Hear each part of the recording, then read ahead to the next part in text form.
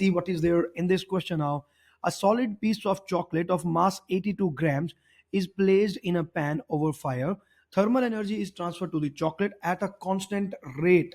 The graph shows the variation with time t of the temperature t of the chocolate. At 6 minutes, all the chocolate has melted. So at this point, all the chocolate is melting. Okay, so this is about the latent heat, and this will be about the sensible heating. Yes. The specific heat capacity of the chocolate is given. Show that the average rate at which the thermal energy is transferred to the chocolate is about 15 watt. So we have to comment on the rate. Okay, so first of all, what do you mean by this rate? And the specific heat is given, the latent is not given. So we would be concentrating here. What is actually happening in the question? You must know how to read the graph first of all. So let us first of all see how many divisions are there. 1, 2, 3, 4, 5. So clearly this is 35 and 1, 2, 3, 4, 5. Yeah. So this is 31 degree C. So you start, the chocolate is at 31 degree C and it's in the solid state. So it means that the melting point of the chocolate is 45 degree, and first of all it will become solid at 45 and then it will become liquid at 45 degree. So this is what is latent heat is happening here. So A, B, C. Specific heat is given to you. So latent heat is not known to us. So obviously we will not be concerned with B and C. Otherwise it could be very easy for us. But anyways, so this is specific heat capacity that is given. So we will concentrate on region AB. And we want to find the rate at which the energy is given. So we can first find the total heat and we can divide it by the total time that was taken by the chocolate to increase the temperature by some certain degrees. So if I compare A and B, the temperature can be taken to be like 31 degrees centigrade and it increased to 45. Okay, so Q is equal to MC delta T. So we will first find Q. Mass is given as 82 grams. So it will be 82 divided by 1000 into specific heat, that is 1.6 10 raised to power 3. And it is multiplied by the change in temperature, which is 45 minus 31. So 45 minus 30 is 15 and we're subtracting 31. It means it will be 14. So your like this and this gets cancelled out. So your answer will be 82 multiplied by 1.6 multiplied by 14. And my dear students, those who are confused with the like how I am finding delta T without converting temperature into Kelvin. So to them, if you are concerned with delta T, that is the change in temperature, whether you go for delta C in degree C or you go for Kelvin, you would be getting the same answer. Like let us say if I convert these temperatures into Kelvin, just for the sake of clarity, 45 will become this and 31 will become 273 will be added like this. 273 and 273 will get cancelled out. Again, the answer is coming out to be 14. So whenever you are concerned with delta T, there is no need of conversion of the temperature scale from degree centigrade to Kelvin. But by the way, if it's not degree centigrade, but Fahrenheit is given or something else is given, then definitely we have to convert it into Kelvin. Anyways, so this is it. And the answer for this is 82 multiplied by 1.6 multiplied by 14, which is 1836.8. And we can say that it will be, the answer will be in joule because all of the units are in SI, like joule per kg per Kelvin, and so everything is cancelled. So this answer will be in joule.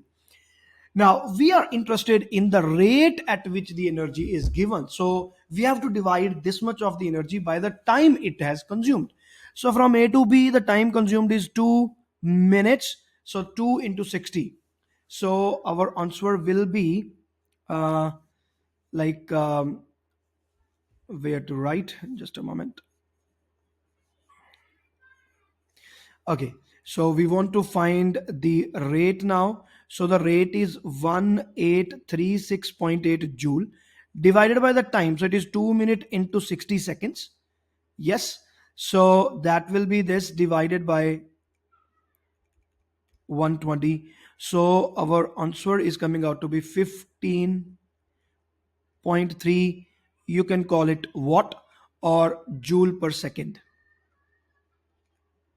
One is the same thing. So this is the rate, and this is the first part, like 2A. This is how we do it. And let us move to the part B now. And before we go there, let us see the answer if we are having the correct answer. And yes, the answers are here. 2A, the answer is 15 watt or 15.3 watt. And they seems to have done the same method. Let us now go for the second part. Estimate the specific latent heat of fusion of chocolate. So now we want to comment on the latent heat of fusion. Estimate the latent heat of fusion. Okay, no problem. So what we do in this, we would be concentrating on uh, B and C. So the power or the rate at which the energy was given is 15.3 watt. And we will find Q is equal to M into L is the formula. We want to find the L. Q is the heat that was given during the process BC. So the heater is providing energy at 15.3 watt. The time consumed is 6 minus 2, that is 4 minutes. So the energy that is given is 15.3 into 4 minute into 60 seconds. 4 into 60 seconds. This will be the energy that was given and that was taken up by mass and the latent heat. So that will be 82 divided by 1000 into the latent heat, that is L. From here, we are going to find the value of L. So this value is already known, multiplying it by 4, multiplied by 16 and dividing it by 0.082, isn't it? Yes. So this is the answer. So the latent heat for us is, and the unit will be joule per kg. Yes. So we can write it as 44.8 kilojoule per kg. That's it. So this is the latent heat. Okay, 44.8. Let us see what is the answer.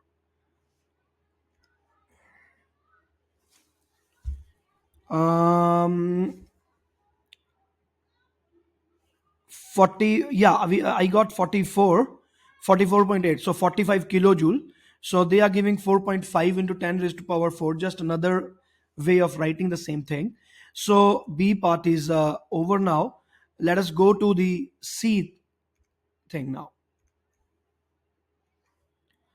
Okay, so the C question is, compare the internal energy at t is equal to 2 minutes and t is equal to 6 minutes.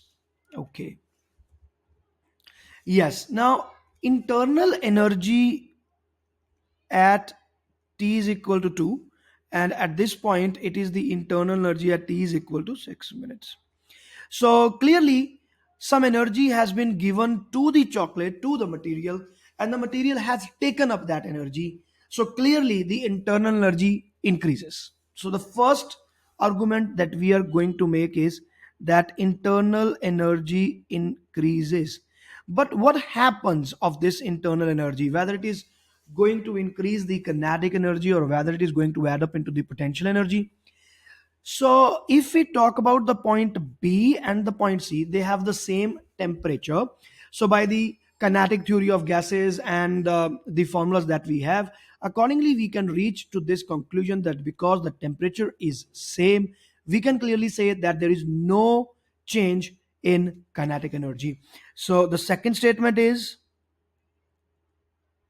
no change in kinetic energy as the temperature remains same. Now, as the temperature remains same, there is no change in kinetic energy. So, where is this energy going? Obviously, it is used in increasing the potential energy. So, we will say it is used in increasing potential energy only. So, these are the three statements that we can make about the internal energy. This is what is happening. Let us go for the answer scheme now. and see what is the answer that they have given. Internal energy is greater at 6 minutes, or the internal energy is lower at 2 minutes. Internal energy increases. Yeah, this is the first statement that we made. Now, because kinetic energy is the same, potential energy increases. So there it is. So this is the second question for May 2023 time zone 1. Let us see what is like, how are we going to solve the next question in the next video. Till then, all the best. Bye.